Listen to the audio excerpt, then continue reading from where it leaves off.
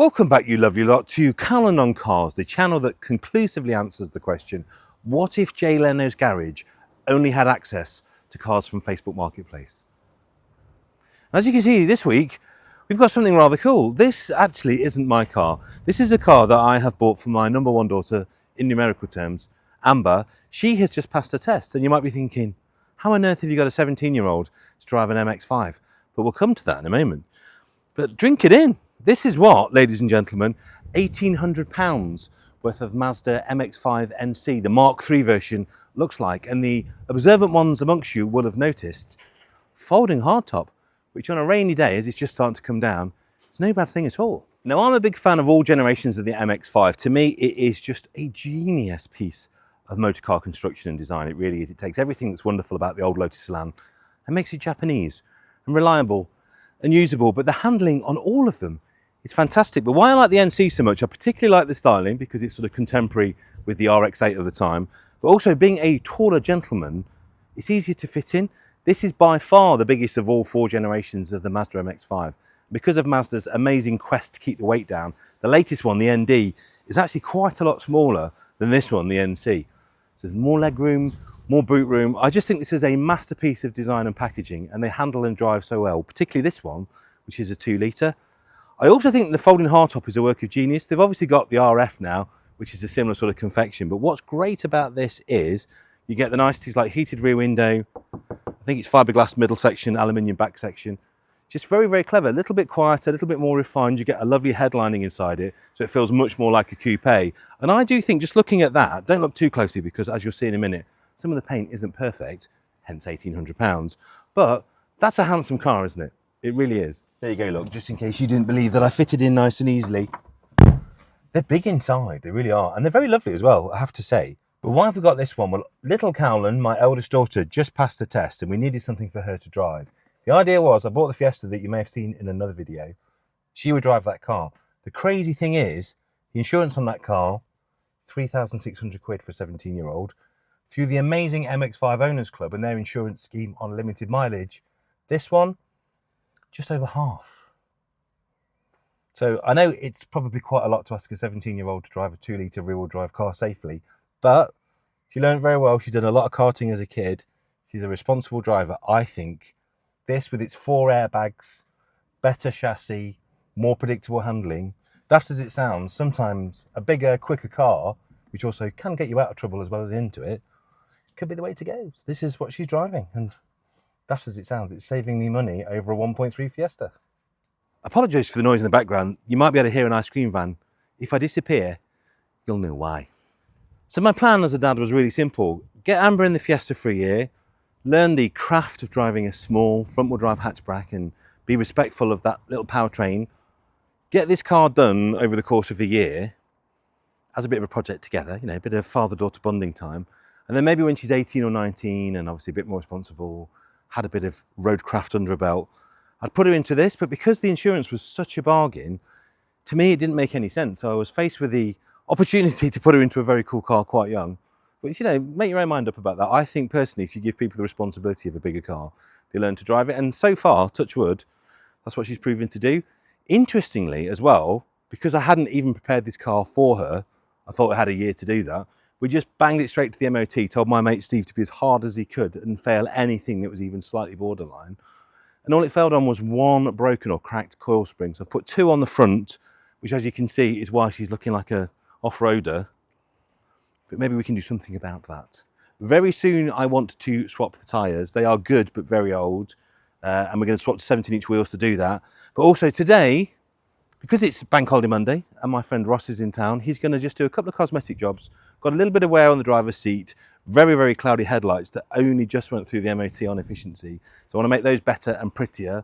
It's always nice, you know, pride of ownership for a new driver with a new car. We've got other things to do, including a little scuff where a horrible wall jumped out in front of Amber in a car park and hit her bumper. Nothing to do with her, apparently.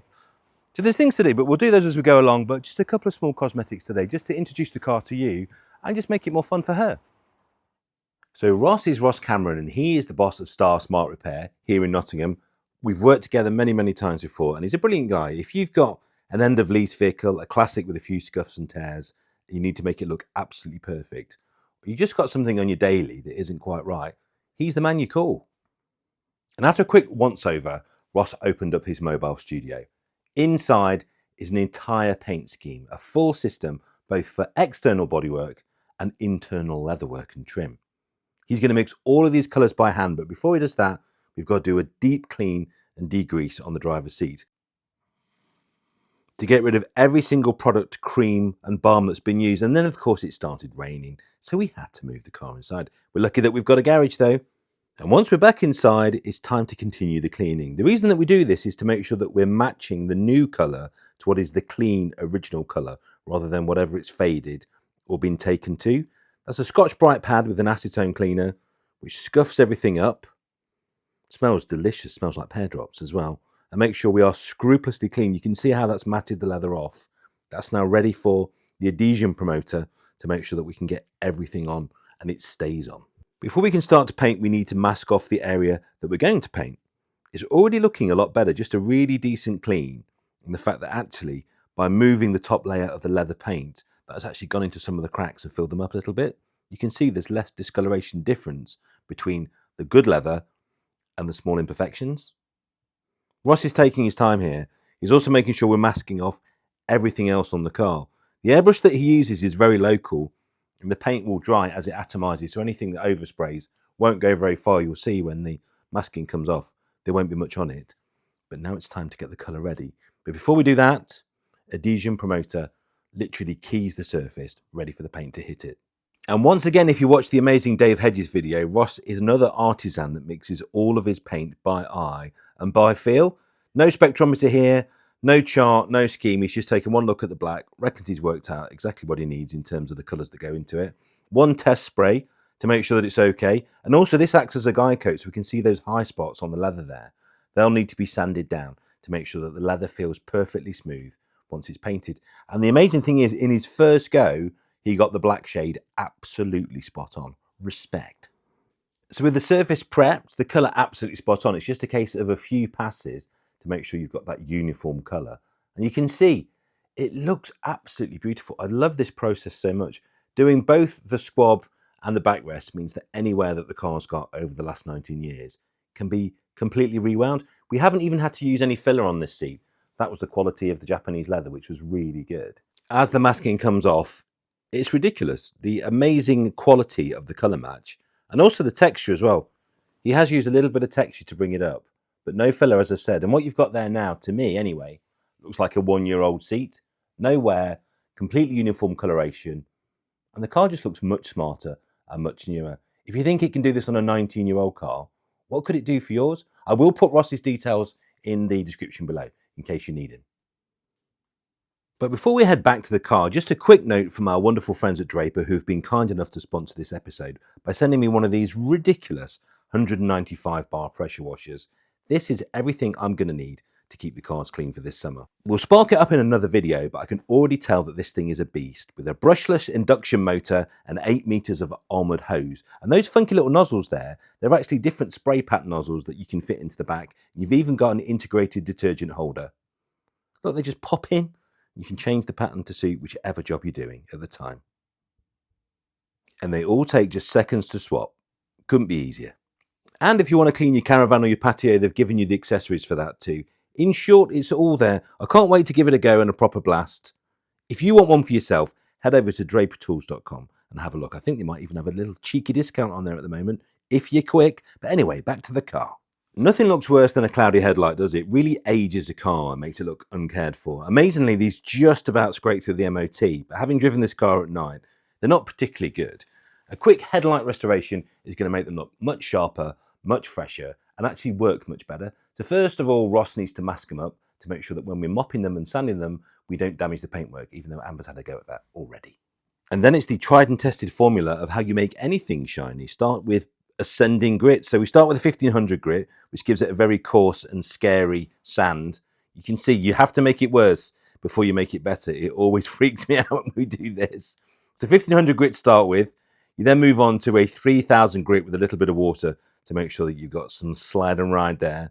And then once you've got that done and you've refined that, move on with a little wipe to the compound polisher to really bring up the shine. When you've wiped that off and peeled off the tape, what you're left with is a headlight that really does look almost new. And the price for all that talent and hard work, just £100 plus VAT, my friends. So as I said at the top of the film, this isn't about me, this car. It's fun to work on, but it's not for me. It's for this young lady. This is mini-me, literally. What's good, guys? What's good, guys? Yeah. You gotta remember the average age of my viewer is about 45. Good evening. Good evening. Good morning. My kind fellows. Exactly. This is more the kind of language that they use. They can't get down with the street slang. They won't know what you're saying. Well, you need to. This is at my channel now. This is my channel now. So Ross has been busy. Look, Ross has done your beautiful headlights for you. He's been awesome. Thank you, Ross. They look a lot cleaner than they did this morning, I'll tell you that now. And I've heard he's done my seats too. Do you have a look at your seats? Yes, I do. Have a look at your seats. So what you think? Wow, that's awesome. They look like brand new. He does. He's a very clever guy. That's so awesome. Thanks, Ross. Thank you so much, Ross. That looks brilliant. So I know a lot of people watching going, am I an irresponsible father for putting a 17-year-old in a 2-litre rear-wheel drive car? Yeah, most likely. Yeah. Thanks. Just when your mother couldn't be more Daily Mail about the whole thing. Yeah. It's wicked. It's a very fast car, but obviously I'm extremely vigilant. An amazing driver anyway. But no, this is a beast. And to be honest, I'm probably one of the first 17-year-old females to have such a beast, aren't I? So yeah, it's the MX-5 Owners Club. It's massive thanks to them for... Thank you so much, guys. This has been incredible. Letting us buy insurance. And we did pay for it. It wasn't a freebie, but they were just very lovely in the fact that they allowed us to buy it with Amber being 17, which is pretty cool indeed. But it's wicked. It's a really, really cool first car. One that I wasn't expecting to have, to be honest. I'm really enjoying it. It's a great ride. Amazing gearbox as well, I must say. Best in the world. Right, let's go for a drive. Yes, let's go.